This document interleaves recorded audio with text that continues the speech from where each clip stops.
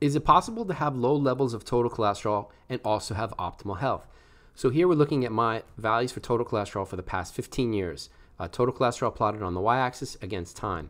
And I've measured it 36 times during that period. So my range for total cholesterol, my lowest value was 114 and my highest value was 185. The average value during that time is 144 milligrams per deciliter. Now, I also presented in an earlier video that lower levels of total cholesterol are found in youth, and that's what we see here with values of 170 and 160 for women and men, respectively. But cholesterol levels also decline towards the end of life, with the arrows, the black arrows here, declining towards the oldest age reported in that study, which was about 88 years old. But cholesterol levels continue to decline past 88, which I presented in my last video, including centenarians, semi-centenarians, and super centenarians. And that's what we can see here. So looking at 85 to 99 years old, we can see cholesterol values of about 201. And then as we get older than that, in the columns to the right, we can see cholesterol goes to 172, 165, and 156.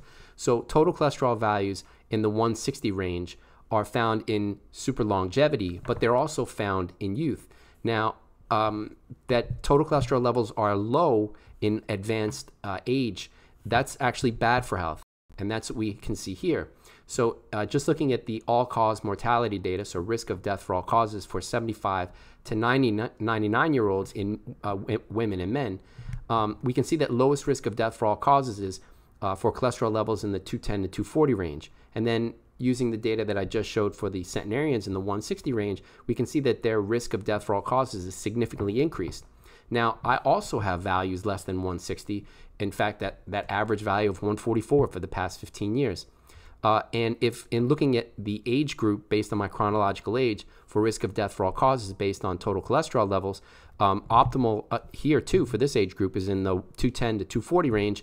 And based on my values over the past 15 years, I'd be at least 40% increased risk of death for all causes. So, but lower levels of total cholesterol are also found in youth. So which is it? Am I at a higher risk of all-cause mortality, or are my levels indicative of biological youth? So let's have a look at some data to help clarify the story. So it's been shown that having high levels of albumin and high HDL in the presence of low cholesterol, in this case lower than 160, those individuals have a similar survival when compared with subjects who have higher levels of total cholesterol. So that's what we can see here in this chart with survival up to 6 years after the initial baseline visit. And in this study, the subjects are about 79 years old. So this is old subjects who have low total cholesterol and high albumin and high HDL and how they compare in terms of survival. And what we can see is that the survival of those subjects who have relatively high levels of albumin and HDL have a similar survival to the other total cholesterol groups, in this case 161 to 239 and greater than 240. So also note that higher levels of albumin, this makes sense because higher levels of albumin and higher levels of HDL are also found in youth. So high albumin, high HDL, high total cholesterol, since all of them are found in youth, it would make sense that that would also be associated with the best survival or similar survival to the other cholesterol groups. Now we can look at this even further in subjects that only in subjects that had total cholesterol levels that were less than 160. So how does it break down versus albumin and HDL for those subjects? So first, highest all-cause mortality risk was present when subjects had low total cholesterol, low albumin, and either low or high HDL, which I've boxed here. That's the highest risk group. And then risk starts to decrease with higher albumin. So high albumin but low HDL, there's a 32% risk of decreased risk of all-cause mortality risk for those subjects.